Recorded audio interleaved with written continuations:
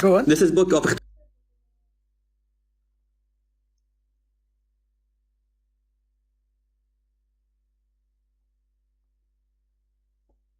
so we got another Umri, mistranslating a hadith, using weak and rejected narrations to try and show some sort of whatever he wants to call it between Fatima salamullah alayha and Salman, the companion of the Prophet, and Imam Ali alayhi salam.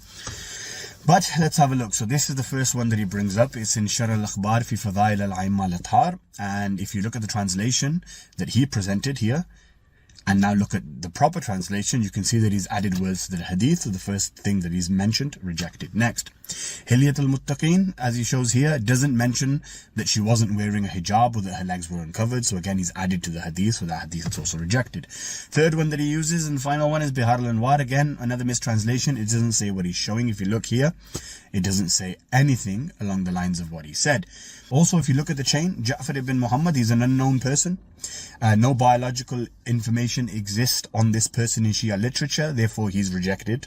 In the same chain, there's Muhammad bin Idris ibn Sa'ad al-Ansari, also an unknown person with no biography, so therefore he's rejected. And also Dawood bin Rashid, unknown, no biography in Shia literature. And then also Walid ibn Shuja ibn Marwan, also who is unknown with no bio. So that's what? That's 1, 2, 4 people in this chain are unknown. And you're trying to use this against us?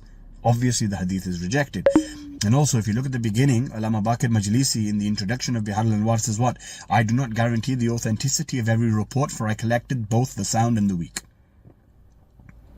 So why are you assuming, like you guys call Sahih Bukhari 100% Sahih, and then say the Prophet was bewitched and illiterate and suicidal? We don't have that concept when it comes to ilm al-diraya and ilm al-kalam. Also, let's have a look at the matan. The matan suggests that Salman says what? That he refers to the cloak, the abaya, that Fatima Zahra salamullah alayha was wearing. It doesn't state lack of garments underneath. Therefore, she wore other clothing underneath the abaya, as it was customary back then. So nowhere in this does it say it was a literal exposure of skin. Therefore, modesty was still maintained.